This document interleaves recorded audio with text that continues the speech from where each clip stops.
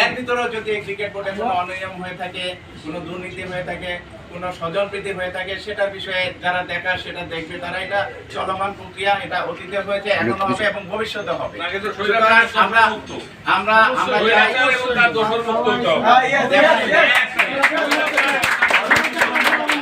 একটি কথা বলি, সেটা হলো